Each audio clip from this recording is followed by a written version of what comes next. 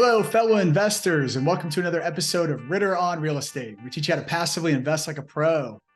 Today, my guest is Franco Perez. Franco's the founder of Franco Mobile Homes, and he's made it his life's mission to address the affordable housing crisis, innovatively providing solutions through well-designed mobile homes. I think Franco has a very unique process and solution he's providing and service that he's created. So really exciting to dig in today. Before we start, though, we're going to start where we always do at the top with getting to know Franco a little bit. So, Franco, tell us a little bit about who you are and how you got to be where you are today. Yeah, so great question. I guess to get to where we're at today, long story short, my parents were immigrant parents that moved here from the Philippines. We immediately moved to Silicon Valley. It was tough for them to survive. They split. There was an unfortunate situation where they split up. My dad was the main breadwinner at the time. He fled the country, and I was left with my single mom and younger sister to survive here when I was 17, 18 years old. I had to drop out of school, start working two jobs at the same time. And it was interesting because as much as we were working, at the end of every month, it was so difficult for us to pay for rent. And I even had to borrow money from my boss at the time. And I remember thinking, like, why is life this difficult for us? I feel like we're good people. We've never done anyone wrongly or anything like that. But why is it that we have to go through this pain of being in this rent rat race? And while the wealthy get to benefit from home ownership and that sort of thing. So devoted my life to trying to figure that out. I became a real estate agent for a while.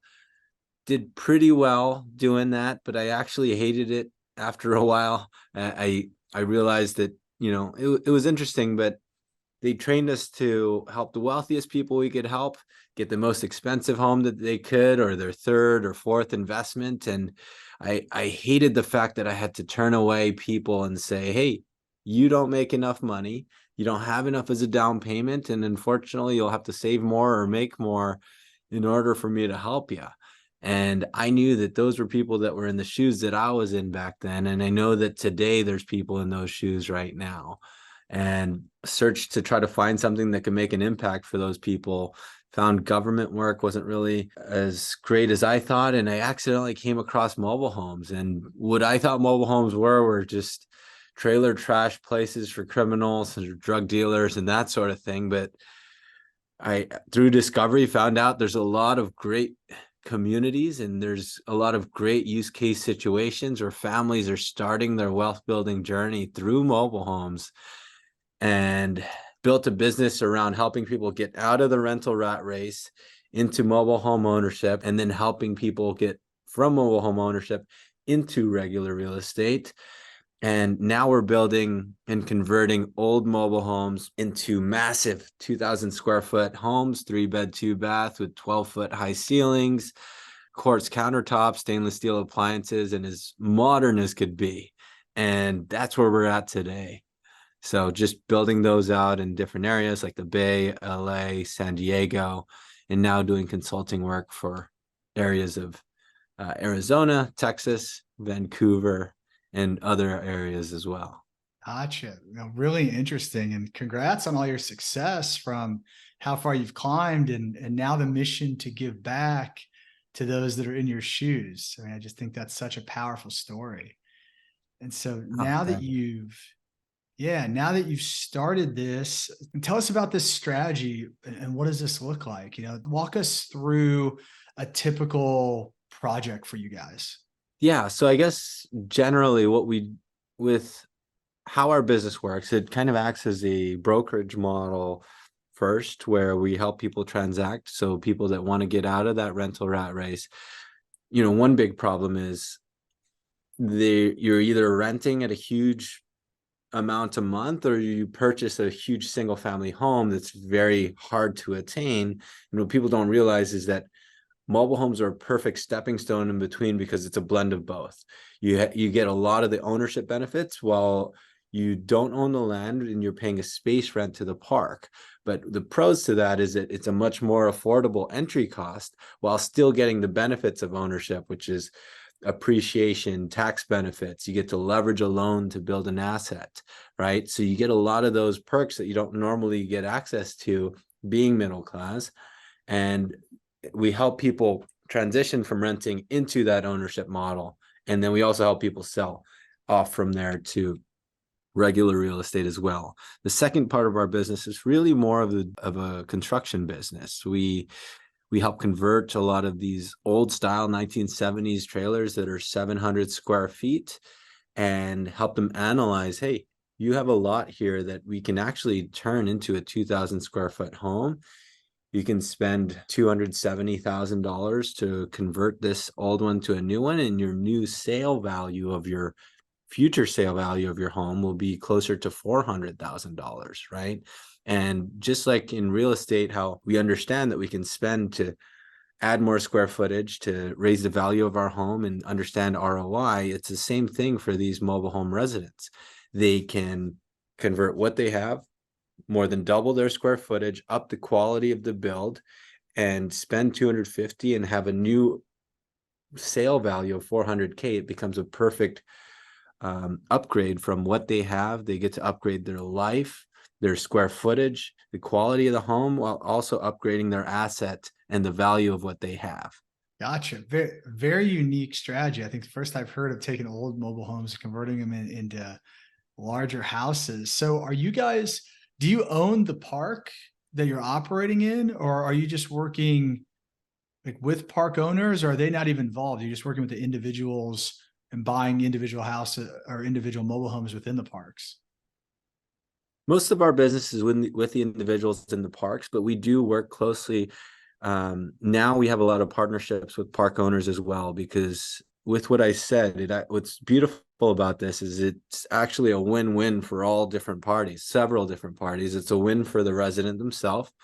It's also a win for us because we get to transact in that. And it's a win for the park owner because it beautifies and raises the value of their community to have nicer, higher quality homes in their community. And it also helps the neighbors as well, because it's just like a neighborhood. When a home sells for much more than what it used to, it raises the value of their neighbors' mobile homes as well, right? So just like in real estate, it's very similar with this also when it comes to mobile homes. And then it also incentivizes them to be able to convert their old ones to new ones also. But yes, and then as far as ownership, I'm part of a few co-ops where we do it. And we have a few projects that we're doing with building out parks as well. But that's only in the more recent time that we're doing it. I wouldn't consider that our core priority. But yeah, so we do work with park owners and help them understand how they can raise the value of their communities. But most of our clientele reach out to us through our YouTube channel and that sort of thing, just building out their individual home itself. Gotcha. And so that you started to answer my next question, how do you find the opportunities to come in and do this? Yeah, so I guess what's fascinating is at first it sounded like a crazy, dumb idea to work on mobile homes.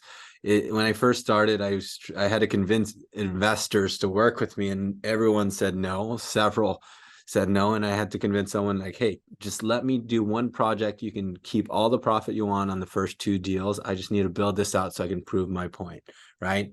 And then with that, it's kind of one of those things where once we built it, people understood the beauty of how beautiful these homes can be and the need that this is in many metro areas. So in our area, it's very difficult to get housing. And once those were built, we had 13 to 18 offers on every single home we've built. And the demand is there. So it's just a matter of getting it built out. And then now, one of our biggest problems is really the association and the stigma around mobile homes. We only know what we know around mobile homes because of what we see in movies or TV shows like Breaking Bad. And, we realized we had to fight those stigmas through video. And that's exactly what we did through showing people how these homes are built, how we build these in factories on an assembly line with high level of quality. And then we also show them how beautiful these communities can look. They have great swimming pools. They have their own gyms, spas, community clubhouses, right? And showing success stories of families, these teachers that were about to be forced out of moving out of the area, but are able to feel financially secure because they were able to secure a mobile home in this area, right? And a lot of these use cases and stories and visuals of the quality of how important mobile homes are, our YouTube channel has kind of been our main source of business, to Interesting. answer that question. Yeah. So who are the people that are reaching out? Is it the mobile home owners who say, hey, I think there's an opportunity here to really increase the value of my home by making an investment? It's mostly the residents themselves, but we do have often mobile home park owners as well that are trying to find out how to deploy the system into their parks as well, because there's not a lot of understanding of how assets and how value works actually in these mobile home parks. Mm-hmm. Whether you're a mobile home owner, surprisingly, a lot of mobile home park owners don't understand the values as well, and then or if you're a mobile home resident, right? But that being said, it's very important to understand your specific market and where these communities are. Mm-hmm. With what we do, it makes a lot of sense in these high density markets with high population, good economies, and that sort of thing. So that's why Austin makes sense. Even Atlanta is starting to grow very well. But definitely our California markets is where this problem is happening. But every market has its own different price point difference, but the ratios are typically about the same. Sure. So you're looking for markets that have a high barrier to entry for new homes, right? Expensive new home entry price and a lot of population growth, low supply of housing. I mean, that makes a ton of sense where you can take these and convert that and kind of create this middle ground opportunity there. So can you walk us through, you mentioned a lot of people don't understand like the value and how you create value in these. Can you walk us through the economics of just one of these deals, or just kind of speak generally around, walk us through that, like where you start and how you create value and maybe some of the steps you're doing and what you end up with? Sure. I mean, I guess the basics when it comes to it depends who we're speaking for. If it's the resident, it's really very similar to real estate where it's the square footage, the quality of the year of the home, the amount of bedrooms and the finishes, and how we determine the actual value and comp value is the comparison into what are people paying for renting for, like, let's say a 2-bedroom apartment or a 3-bedroom single family home. And then what is the median sale price for single family home, right? So I'm going to say some numbers in our area, but it's very different in most of the country. Our area is probably the worst of the country, but a 2-bedroom apartment in my area is about $3,400 a month. A single family home in a median range single family home is about $1.5 million. And that's an average home, right? And how does someone that's renting ever dream of attaining a piece of real estate if that's how big that wealth gap is, right? Now, if they wanted to put 10% down on a single family home, that's about $150,000. Their monthly payments with tax and insurance would roughly be around $8,000 a month, which is a huge leap. Now, if we look at mobile homes, we're at an average price point of about $300,000, where 10% would be $30K. Their monthly space rent would be about $1,000. Their monthly mortgage would be about $2,800 to $2,900, right? So their monthly payment, their barrier to entry instead of $150K would be $30,000, and then their monthly payment would look about $4,000, just a bit more than what they're paying on full rent. But by switching that to a mobile home, they get a lot of the ownership benefits. They get to leverage a loan to build their assets, to build their net worth. They get appreciation, which a lot of people believe that they don't appreciate, but they actually do in many of these areas. Mm-hmm. And then the third is the tax benefits as well. So a lot of homeowners get a lot of tax perks, and you get that same benefit when it comes to mobile homes as well, right? And just by bettering people's cash flow from renting to owning a mobile home, then they're able to feel more financially secure. And 3-5 years later down the line, they have an asset that they can sell and then maybe have money to purchase real estate later down the line, right? And that's the key thing, is allowing that bridge in between. and creating a stepping stone in between for people to have access to bettering themselves if they want to. Gotcha. And that $300,000 to $400,000 purchase price, that's for after you've remodeled the home, right? That's for one of the homes you've done, correct? Mm-hmm. Correct. Gotcha. So what does it look Yeah. like before that process? Like what is somebody buying an old mobile home for? And then how are you guys coming in and working with them? Is it as a general contractor? Is there a different relationship? And then kind of what are folks putting into it? Like build that up for us to get to that home that's worth 300,000-400,000. First off, like that area, those numbers I was mentioning is really Silicon Valley, but like let's say it was in Atlanta, for example, like the ratios could be similar, but the price Sure. points could be different, right? So Sure. like median price point could be 600,000 for single family. It could be the average rent is like 1,800 a month, and their average mobile home could be about 170,000, right? So Sure. those numbers can really change a lot. But yeah, it's as far as how it works, I mean, basically it's working with these factories, and we have our general construction license to be able to build these out and build these at scale. But it's really how we build them in these factories first is where the most important element of this is. It's kind of like, I always use this car analogy, but cars were originally built just for the rich and wealthy, and it was only until we were able to build it in factories on an assembly line that we were able to make it more affordable for everyone to access Mhm. and for everyone to afford. And that's exactly what we're doing now when it comes to mobile homes. We're building these homes in a factory, in a controlled environment, on an assembly line. And if you see our YouTube channel, you'll see the beauty of the home actually moving on an assembly line as it goes down. And, they start with the steel frames, and then they build it out with the 2x6 foundation and 2x4 exterior walls, and utilizing that assembly line fashion. And in the end, having a product that's completed, much more affordable home that's built with quality, and that's built with less manpower and less material as well, right? Because construction, we're facing a lot of issues. We don't have enough skilled labor. Most of our skilled labor is 45 years old and older and going to retire. And we don't have enough young people getting into the market of wanting to work with a hammer. And that's going to bite us very badly later down the line. And if we don't innovate and change how we build housing now, it's only going to get way worse, right? It's going to be a world where you either own a home or you don't. And we have to protect that level of opportunity to that financial freedom element of it. And, that's one of the big reasons why this mobile home element has been trending a lot lately, is because we've been building homes the same way for over 100 years. Everything we build now, this laptop, our phones, the cars, are all being optimized in the process in these assembly lines, but housing, for some weird reason, are still being stick built, we're still transporting labor, we're still transporting all the materials to the site, having tons of waste and carbon emissions. But this really is the future of how we build homes. Yeah, I mean, I love that. And we have our own little example where we just put a clubhouse on one of our multifamily properties.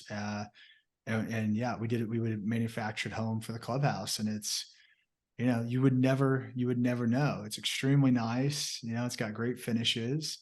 But yeah, you bring it in, lay a slab, sit it down, and it's pretty much ready to go. So yeah, I've had my own experience in that, and it was a much more efficient and cheaper way to get that project done. Yeah, absolutely. Yeah. Well, great, Franco. I appreciate you sharing all this info with us. It's fascinating.